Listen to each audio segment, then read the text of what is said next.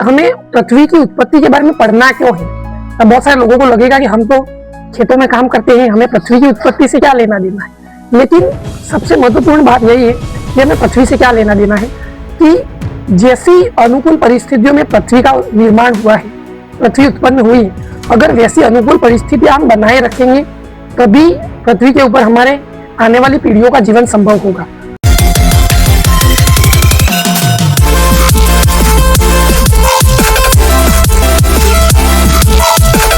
नमस्कार साथियों, एक बार फिर से आपका स्वागत है हमारे चैनल विभिन्न की सक्सेस यूट्यूब चैनल में। तो सबसे पहले तो मैं आप सबको धन्यवाद देना चाहूंगा कि आप सबके सहयोग से मेरे 10,000 सब्सक्राइबर पूरे हो चुके हैं। और पिछला वीडियो हमने जो बनाया था ब्रह्मांड की उत्पत्ति को लेकर, वो अगर आपने नहीं देखा है तो पहले उस वीडियो को जाकर आप आज हम बात करने वाले हैं कि पृथ्वी की उत्पत्ति कैसे हुई थी और पृथ्वी का विकास निरंतर कैसे हुआ था, इसके बारे में हम बात करने वाले हैं। पृथ्वी की उत्पत्ति से संबंधित प्रथम परिकल्पना जो है, सबसे पहले वो इमैनुअल कांट नाम की एक विचारक ने दी थी, जो जर्मन का एक दार्शनिक था इमैनुअल कांट।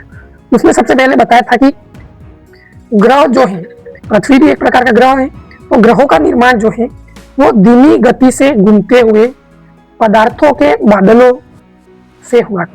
ब्रह्मांड में हाइड्रोजन, हीलियम और धूलकण, ये तीनों चीजें जो ब्रह्मांड के अंदर व्याप्त थी, वो तीनों चीजें धीरे धीरे मिलती गई और वो सब चीजें मिलने के बाद उनसे ग्रहों का निर्माण हुआ। प्रारंभ में पृथ्वी जो थी वो एक वीरान ग्रह थी, जो गर्म थी, चट्टानें थी उसके ऊपर बहुत सारी, जिसका वायुमंडल विरल था, जो हाइड्रोजन और हीलियम से बना हुआ था। अर्थात पहले जो पृथ्वी जब बनी उस समय वो अलग अलग प्रकार के पदार्थों से मिलकर बनी और उस समय गैसें जो उपलब्ध थी वो भी अलग अलग प्रकार की थी। धीरे धीरे ज्वालामुखियों विस्फोट होने लगा और ज्वालामुखियों के अंदर से बहुत सारी गैसें निकलने लगी और वो जो गैसें थी उसी से धीरे धीरे वायुमंडल का निर्माण होने लगा। पृथ्वी प्रारंभ में अत्यधिक गर्म थी और उस समय वह तरल अवस्था में थी। तरल अवस्था में होने के कारण जो भारी तत्व थे वो धीरे धीरे पृथ्वी के केंद्र की तरफ धंसते चले गए और उसके कारण जो लोहा है और जो भी भारी तत्व है वो सब पृथ्वी के केंद्र में पाए जाते और जितनी भी हल्की वस्तुएं थी, जितने भी हल्के तत्व थे वो सब धीरे धीरे ऊपर उठते गए और उसके कारण वो पृथ्वी के सतह के ऊपरी भाग में पाए जाते। आरंभ में ऑक्सीजन पृथ्वी के ऊपर बहुत कम थी, फिर धीरे धीरे पेड़ पौधे वगैरह होते गए और उसके कारण नई ऑक्सीजन का सृजन धीरे धीरे होता गया।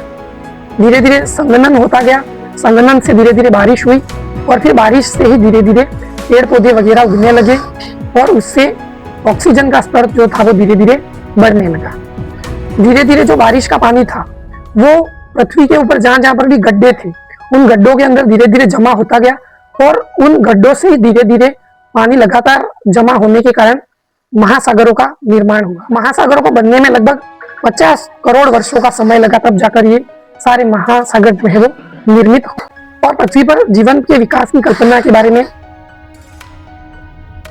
पृथ्वी पर जीवन का विकास लगभग 380 करोड़ वर्ष पहले हुआ, ऐसा माना जाता है वैज्ञानिकों द्वारा। माना जाता है कि पृथ्वी अन्य ग्रहों के साथ 4.5 अरब वर्ष पहले हुई, दूसरे ग्रहों के साथ उत्पन्न हुई।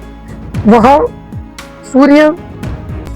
सूर्य के निर्माण के अलावा जो धूलकण और गैसें वगैरह, बादल वगैरह जो बचे थे उससे पृथ्वी का निर्माण हुआ, ऐसा वैज्ञानिकों का मानना है।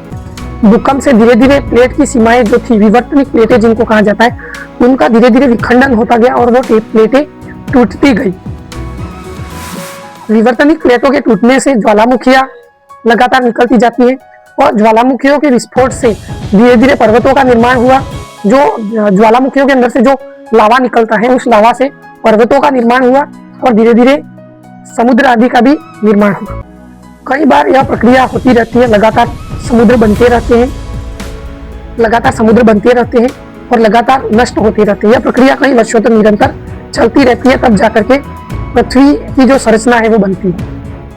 ऐसा माना जाता है वैज्ञानिकों द्वारा कि पृथ्वी पर पहला जीव जो था वो एक बैक्टीरिया था, जो केंद्रक रहित कोशिका, जिसको प्रोकैरियोटिक कैटेगरी का जीव माना गया था, जिन जीवों की कोशिका में केंद्रक नहीं पाया जाता है प्रोकैरियोटिक किस्म का एक प्रकार का जीव था। पृथ्वी पर लगभग 1 अरब साल पहले केंद्रक युक्त कोशिका वाला यूकेरियोटिक जीव जो है उसकी सर्वप्रथम उत्पत्ति जो है वो लगभग 1 अरब साल पहले मानी जाती है। 600 मिलियन वर्ष पहले कैम्ब्रियन भूगर्भिक घाटी में, कैम्ब्रियन भूगर्भिक अवधि में विशाल बहुकोशिकीय जीवों की संरचना हुई और धीरे धीरे पौधों की उत्पत्ति हुई। इसको विश्व की प्रमुख घटनाओं में कैम्ब्रियन विस्फोट नाम की घटना के रूप में भी जाना जाता है। पृथ्वी की उत्पत्ति से संबंधित जो परिकल्पना दी गई थी उस परिकल्पना को निहारिका परिकल्पना भी कहा जाता है। लेकिन अलग अलग वैज्ञानिक जो होते हैं वो अपनी अलग अलग मान्यता के आधार पर चलते हैं। तो एक जर्मन दार्शनिक इमैनुएल कांट के बाद में 2 नए वैज्ञानिक आते हैं। एक तो चैम्बरलेन और मोल्टन। चैम्बरलेन और मोल्टन नाम के 2 व्यक्ति आते हैं। उन दोनों का मानना है कि ब्रह्मांड में एक तारा जो होता है वो सूर्य के नजदीक से गुजरता है और उस तारे के घर्षण के कारण सूर्य से सिगार जैसा कोई पदार्थ उत्पन्न होता है और वो पदार्थ धीरे धीरे ठंडा होता है और उसी पदार्थ से ही ग्रहों का निर्माण हुआ है। ऐसा चैम्बरलेन और मोल्टन नाम के 2 वैज्ञानिकों का मानना है। तो अलग अलग वैज्ञानिक जो है वो अलग अलग घटनाओं के कारण ग्रहों और ग्रहों में विशेष करके पृथ्वी की उत्पत्ति के बारे में माना जाता है। लेकिन सौर निहारिका परिकल्पना जो है वो सर्वाधिक लोगों द्वारा इस परिकल्पना से सहमति दी गई है। ज्यादातर जो लोग हैं वो सौर निहारिका परिकल्पना का समर्थन करते हैं, जबकि कुछ लोग जो है वो दूसरी परिकल्पना का भी समर्थन करते हैं। अब सबसे महत्वपूर्ण कारक ये है कि हमें पृथ्वी की उत्पत्ति के बारे में पढ़ना क्यों है। अब बहुत सारे लोगों को लगेगा कि हम तो खेतों में काम करते हैं, हमें पृथ्वी की उत्पत्ति से क्या लेना देना है। लेकिन सबसे महत्वपूर्ण बात यही है कि हमें पृथ्वी से क्या लेना देना है कि जैसी अनुकूल परिस्थितियों में पृथ्वी का निर्माण हुआ है, पृथ्वी उत्पन्न हुई है, अगर वैसी अनुकूल परिस्थितियां हम बनाए रखेंगे तभी पृथ्वी के ऊपर हमारे आने वाली पीढ़ियों का जीवन संभव होगा।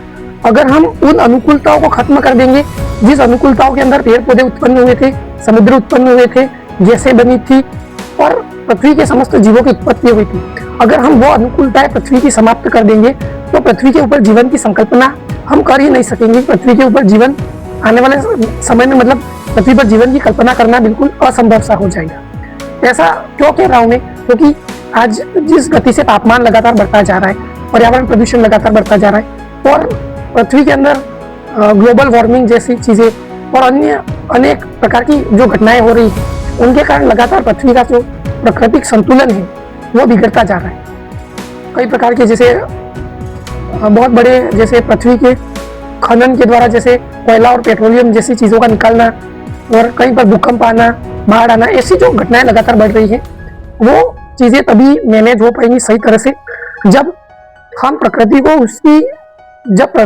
पृथ्वी उत्पन्न हुई थी उस समय जैसे अनुकूल परिस्थितियां थी वैसी अनुकूल परिस्थितियों में बनाकर रखेंगे, तभी पृथ्वी पर जीवन की कल्पना की जा सकती। तो ऐसे वीडियोस के लिए वीडियो को लाइक, चैनल को सब्सक्राइब करना बिल्कुल भी मत भूलिए। और पिछला वीडियो हमने ब्रह्मांड की उत्पत्ति के ऊपर बनाया था, तो अगर आपने वह वीडियो नहीं देखा है तो एक बार उस वीडियो को जरूर देखिएगा। और अगला वीडियो हमारा जो है वो मानव विकास और पृथ्वी के ऊपर जीवों की उत्पत्ति कैसे हुई थी, मानव ने अपना क्रमिक विकास किस प्रकार से किया था, उसके बारे में हम अगले वीडियो में जानने वाले हैं। तो चैनल को सब्सक्राइब करना बिल्कुल मत भूलिए, वीडियो को लाइक जरूर करिए। Thank you.